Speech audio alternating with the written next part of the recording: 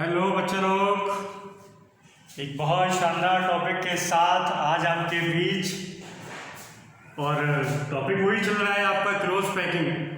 But इस close packing में आप किस तरीके से बात करेंगे ये थोड़ा सा देखने वाली बात होगी, क्योंकि आपको शायद पता हो आपने 1 डायमेंशनल और 2 डायमेंशनल दो प्रकार की क्लोज पैकिंग के बारे में बात की थी।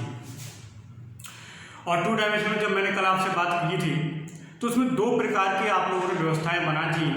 उसमें एक को हेक्सागोनल क्लोज पैकिंग कहा था और एक को आप लोगों ने नाम दिया था स्क्वायर क्लोज पैकिंग। लेकिन वो दोनों की दोनों 2 डायमेंशनल थी, यानी उस 2 डायमेंशनल की सहायता से आपको 3 डायमेंशनल बनाना होगा, क्योंकि वास्तव में किसी भी क्रिस्टल में 2 डायमेंशनल व्यवस्था होती ही नहीं है, 3 डायमेंशनल व्यवस्था ही पाई जाती है। ओके, तो 3 डायमेंशनल व्यवस्था को कैसे बनाया जाए इस चीज पे आप थोड़ा सा ध्यान दीजिए। देखिए, आपने 2 प्रकार की कल जो व्यवस्थाएं बनाई थी, दोनों ही प्रकार की व्यवस्थाओं से हम लोग निर्माण करेंगे 3D का। यानी आप कह सकते हैं कि 3D में 2 प्रकार की व्यवस्थाएं होती हैं।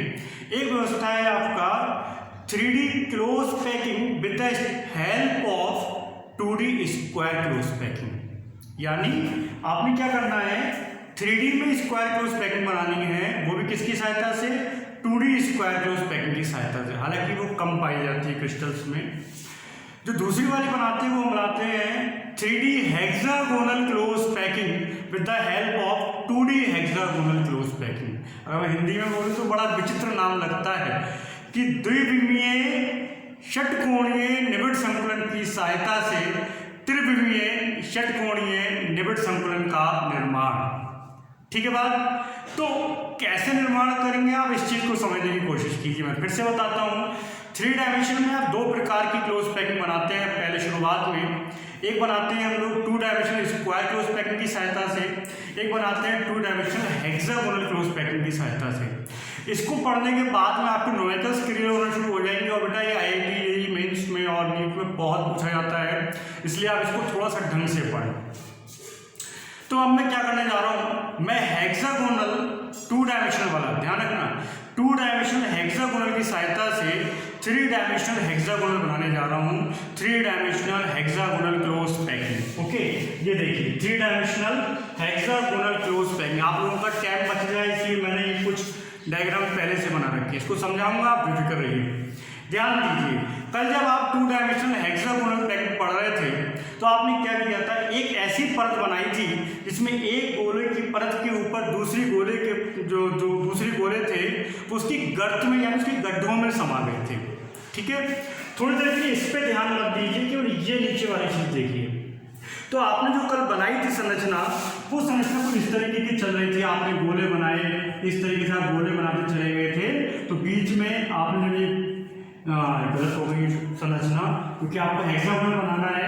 और हेक्सागोनल की कंडीशन क्या कहती थी, हेक्सागोनल की कंडीशन कहती है एक परत के ऊपर दूसरी परत के गोले ठीक इस प्रकार से आए कि उसके गर्त में समा जाएं। ओके, तो उसके बाद में आपने क्या कहा, एक गोले को टच करने वाले अन्य गोलों के केंद्रों को मिला दिया जाए तो ये हेक्सागोन का निर्माण होता है। ये तो बात चल रहा था।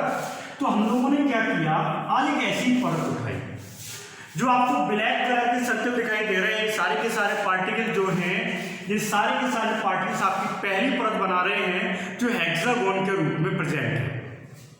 ठीक है, इस परत को आप इस तरीके से भी ले सकते हो, आपके प्लेन पे रखा हुआ, ये बोर्ड पे दिखाना है, बोर्ड पे दिखाने के लिए मुझे इस तरीके से बनाना ही होगा। तो इमेजिन कीजिए आपने एक परत को इस तरीके से लगा रखा है प्लेन पर कि साहब उनके बीच में अगर आप देखें तो त्रिकोणीय रिक्ति आपको दिखाई देगी। आप जानते हैं एक परत के ऊपर यदि दूसरी परत के गोलों को लगाया जाए और दूसरी परत के गोले यदि उनके गर्त में समा रहे हैं तो सीधी सी बात है, वहां पे त्रिकोणीय रिक्ति का निर्माण होगा। जैसे मैं अगर आपको याद दिलाऊं तो आप देखिए, ये जो रिक्ति अगर आपको दिखाई दे रही है इस समय, ये रिक्ति आपकी कैसी रिक्ति कहलाएगी, ये ट्राइगोनल वॉइड्स कहलाएगी। ठीक, अब मुझे बनाना था 3D। अभी आपने एक ही परत बनाया, 3D नहीं बना। अब मैं 3D बनाने के लिए क्या करूंगा, इसके जस्ट ऊपर मैं दूसरी परत को लेके आया। जो आपको रेड कलर के सर्कल दिखाई दे रहे हैं, ये इसकी दूसरी परत है। ध्यान देना बेटा, बहुत मजेदार टॉपिक है। तो जो दूसरी परत जो आ रही है, रेड कलर की सर्कल जो लेके आया हूं, मैंने इस परत को भी ऐसे लगाया कि वो परत गड्ढे में समा जाए, गोले गड्ढे में समा जाए। मैंने इस तरीके से परत को लगाया। ठीक है बात। आपने देखा होगा कि मिठाई की दुकानों पर जो मोतीचूर के लड्डू रखे रहते हैं, उन लड्डुओं की एक परत के ऊपर हम लोग दूसरी परत वैसे रख देते हैं, वो उनके गड्ढों में जाके फिट हो जाती है। तो अगर आप ऐसी परत बनाएंगे तो क्या हो जाएगा, 3 गोलों के ऊपर जस्ट ऊपर एक चौथा गोला बन जाएगा। यानी जो एक परत के होने तक जो त्रिकोणीय रिक्ति थी, अब वही त्रिकोणीय रिक्ति चतुष्फलकीय रिक्ति यानी टेट्राहेड्रल वॉइड्स में कन्वर्ट हो गई। कैसे?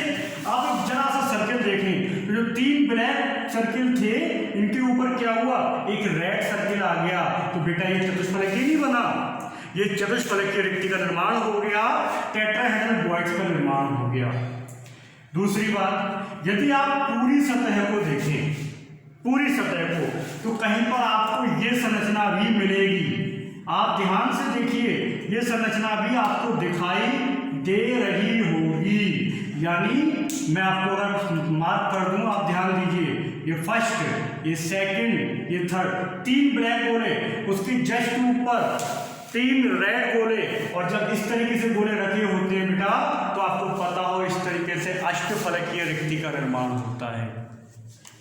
यानी जब पहली परत के ऊपर आप दूसरी परत को लेकर आते हैं तो त्रिकोणीय रिक्ति तो कंप्लीटली कन्वर्ट हो गई आपकी टेट्राहेड्रल वॉइड्स में, और ऑक्टाहेड्रल वॉइड्स में आपकी वो कन्वर्ट हो जाती है जो त्रिकोणीय रिक्ति है। यानी जिस आप दूसरी परत को लेके आए हैं, उस दूसरी परत को लाने के बाद आपकी त्रिकोणीय रिक्ति कंप्लीटली कन्वर्ट हो चुकी है चतुष्फलकीय रिक्ति में और अष्टफलकीय रिक्ति में। ओके, अब क्या करना है आपको, तीसरी परत लेके आना है। ठीक है, क्योंकि आप बना रहे हैं 3D, तो 3D में परतें लगती चली जाती हैं, एक्स अक्ष पे भी, वाई अक्ष पे भी, जेड अक्ष पे भी, तीनों ही अक्षों पर आपके सर्कल लगातार लगते चले जाएंगे। तो अब आपने क्या किया, तीसरी परत को लेके आएंगे। तीसरी परत 2 प्रकार से आती है, ध्यान रखना, सारा समाधान यहीं पे जुड़ा हुआ है। तीसरी परत जो आती है वो 2 प्रकार से आती है। 2 प्रकार से कैसे? एक तो तीसरी परत को आप इस प्रकार से लेके आइए कि जो अष्टफलकीय रिक्ति को भरने का प्रयास करें, या ऐसे कह लीजिए कि अष्टफलकीय रिक्ति को भरने के लिए हम तीसरी परत को लाएं, या तीसरी परत को इस प्रकार से लाएं जो चतुष्फलकीय रिक्ति को भरने का प्रयास करें, या चतुष्फलकीय रिक्ति के ऊपर आ जाए, आप कुछ भी कह सकते हैं यहाँ पे। यानी तीसरी परत आती है, तीसरी परत 2 भागों में बढ़ गई है। तीसरी परत 2 प्रकार से आएगी। क्यों आएगी 2 प्रकार से? क्योंकि 2 प्रकार की रिक्तियों का निर्माण हुआ है, एक चतुष्फलकीय रिक्ति बनी है, एक अष्टफलकीय रिक्ति बनी है। दोनों प्रकार की रिक्तियों के लिए ही आपकी जो नेक्स्ट परत आती है वो 2 प्रकार से काम करती है। ठीक है, 2 प्रकार से काम करती है आपकी। तो मैं पहले क्या कर रहा हूं, पहले मैं ला रहा हूं चतुष्फलकीय रिक्ति को भरने के लिए तीसरी परत। ध्यान देना, चतुष्फलकीय रिक्ति को भरने के लिए मैं तीसरी परत लेके आ रहा हूं। तो जब मैं तीसरी परत लेके आता हूं बेटा, तो तीसरी परत जब आएगी तो तीसरी परत के गोले को मैं सर्किल से बनाऊंगा, जो ब्लू कलर से बना रहा हूं। तो तीसरी परत के गोले ऐसे दिखाई देते हैं कि जैसे आपकी पहली परत के गोले, ठीक वैसे ही आपको दिखाई देंगे। किसके लिए? चतुष्फलकीय रिक्ति को भरने के लिए। चतुष्फलकीय रिक्ति के लिए जो आप तीसरी परत लाते हैं, वो तीसरी परत पहली परत के बिल्कुल समान होती है। और यही वजह है, पहली परत को आपने ए कहा है, ब्लैक वाली को ए कहा है, रेड वाली को बी कहा है, ब्लू वाली को हम फिर से ए कहेंगे, क्योंकि तीसरी परत पहली के समान है। तो हम लोग क्या कहते हैं व्यवस्था को? ए बी ए टाइप व्यवस्था कहा जाता है बेटा। और इसी को हम लोगों ने हेक्सागोनल क्लोज पैकिंग कहा है, जिसे हम लोग शॉर्ट में क्या कहते हैं? शॉर्ट में कहते हैं इसको HCP, हेक्सागोनल क्लोज पैकिंग। आज आपकी समझ में आएगा, जो न्यूमेरिकल्स आप कर रहे थे, तो आप मुझसे बार बार पूछ रहे थे सर HCP क्या है, CCP क्या है, वो सारा आज निकल के आता है। तो ये है बेटा HCP। HCP कब बना, ध्यान देना, HCP कब बना, पहली परत के ऊपर दूसरी परत को लेके आए त्रिकोणीय रिक्ति को भरने के लिए। दूसरी परत के आने पर चतुष्फलकीय और अष्टफलकीय दो प्रकार की रिक्ति बनती है, लेकिन चतुष्फलकीय रिक्ति के लिए हम जो तीसरी परत लाते हैं वो पहली परत के समान हो जाती है, ABA टाइप व्यवस्था पाई जाती है और ये संरचना HCP कहलाती है। ठीक, अब इसी संरचना का एक दूसरा रूप मैंने लिया है इसको और अच्छा समझाने के लिए। ध्यान दीजिए, मैंने पहली परत के कोई 6 गोले उठाए, 6 अवयवी कण उठाए। 6 क्यों उठाए, आपको शायद याद हो कि इस तरीके की संरचना बनती थी 2 3 4 5 6। ठीक है, इस तरह की संरचना बनाते थे और वो संरचना क्या हो जाती थी आपकी, ऐसे ऐसे ऐसे इस तरीके से हेक्सागोन हम लोग बनाते थे। ओके, तो इस तरीके की ही मैंने परत उठाई। मान लीजिए ये वाली जो है ये परत है A। ये कौन सी परत है, A परत है। A परत में एक गोला सेंटर का, देखिए किसी एक को टारगेट कर लीजिए आप, मैं इस वाले गोले को टारगेट कर ले रहा हूं, ये गोला मैंने टारगेट किया, ये पहली परत का गोला ये है। इसके चारों तरफ 6 गोले, first second third fourth fifth 6, ये 6 गोले ये घूम रहे हैं आपके। ओके, अब आप ध्यान देना, इसके ऊपर दूसरी परत के कौन कौन से गोले काम कर रहे हैं। दूसरी परत के अगर आप ध्यान दें, रेड वाली परत के कौन कौन से गोले कार्य कर रहे हैं, ये वाला कार्य कर रहा है, ये वाला कार्य कर रहा है और ये वाला, ये 3 ही कार्य कर रहे हैं। उस परत सेंटर वाला जो गोला है उसके जस्ट ऊपर ये 3 गोले कार्य कर रहे हैं। वो 3 गोले मैंने ये बनाए हैं दूसरी परत के गोले, ये दूसरी परत के गोले हैं। तीसरी परत पहली के जस्ट समान आई है, तो ये संरचना बेटा जो बन के तैयार हुई है वो HCP संरचना कहलाती है। ठीक है, एक ही चीज है, लेकिन HCP कब बन रही है ध्यान रखना, चतुष्फलकीय रिक्ति को भरने के लिए जो हम लाते हैं तो वो कहलाती है आपकी HCP। ठीक है, कोऑर्डिनेशन नंबर का मान इसका 12 हो जाता है।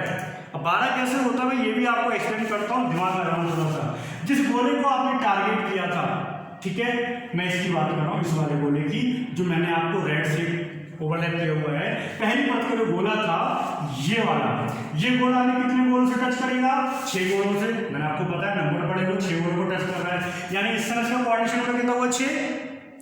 इस गोले के जस्ट ऊपर ये 3 गोले भी लगे हैं, यानी इसका कोऑर्डिनेशन नंबर कितना हो गया 9। इसके नीचे भी तो 3 होंगे, जैसे 3 ऊपर है 3 नीचे भी, तो आपको कोऑर्डिनेशन नंबर कितना हो गया 12। याद रखिए HCP के लिए कोऑर्डिनेशन नंबर का मान कितना हो जाता है 12 हो जाता है। ठीक है, और एक बढ़िया बात बताता हूं आपको नीट के लिहाज से, बहुत पूछा गया है, ध्यान दीजिए आप इसमें कि कोऑर्डिनेशन नंबर 12 है तो सही है, आपसे कोई पूछे बताइए HCP के लिए Z का मान क्या होगा। Z का मान क्या था, Z आपको बता दूं, FCC के लिए Z कितना होता था 4 होता था, सिंपल वाले के लिए कितना होता था 1 होता था, BCC के लिए कितना होता था 2 होता था। तो अगर आपसे कोई यहाँ पे पूछे बताओ HCP के लिए Z का मान क्या होगा, यानी कितने घटक यहाँ पे कुल काम कर रहे होंगे, तो आप कैसे निकालेंगे ध्यान दीजिए। Z बराबर, देखो बेटा ये जो घटक कण लगे हुए हैं, बताओ इस घटक कण का कितना पार्टिसिपेशन होगा एक इकाई सेल में।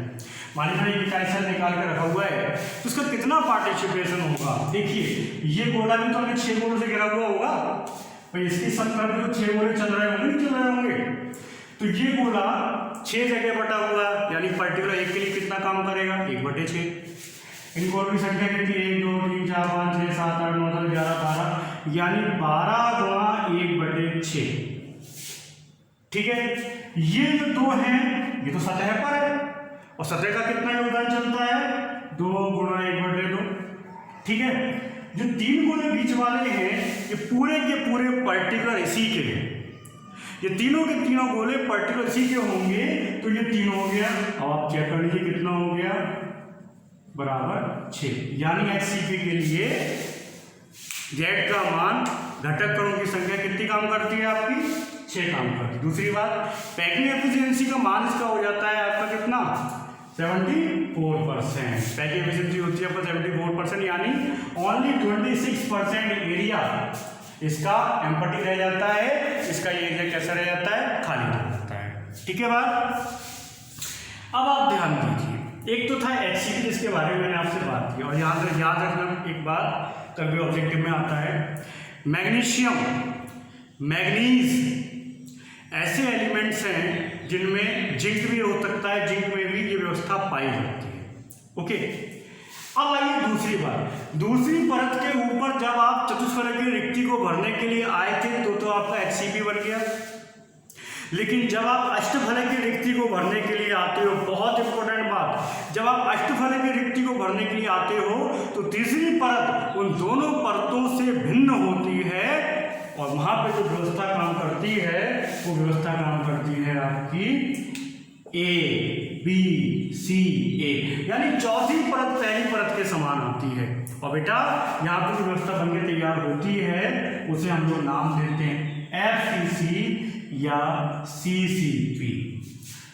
FCC या CCP कहते हैं। कोऑर्डिनेशन में इसका भी 12 होता है, पैकिंग 74% होता है, जेड का मान 4 होता है FCC के लिए, आप जानते हो। लेकिन एक बात याद रखने वाली जो है वो यही कि तीसरी परत भर आते हैं हम लोग अष्टफलक की रिक्ति को भरने के लिए, और आने वाली तीसरी परत होती है वो अन्य दोनों परतों से भिन्न होती है और चौथी परत पहले के समान होती है, तब बनके तैयार होता है आपका क्या FCC। और ये भी क्या है, 3 डायमेंशनल क्लोज पैकिंग में जिसका निर्माण हुआ है हेक्सागोनल क्लोज पैकिंग की सहायता से। यानी आप कह सकते हो कि आपकी 3 डायमेंशनल क्लोज पैकिंग जो है हेक्सागोनल वाली वो 2 प्रकार की क्रिस्टल्स बनाती है, एक बनाती है HCP, एक बनाती है CCP या FCC।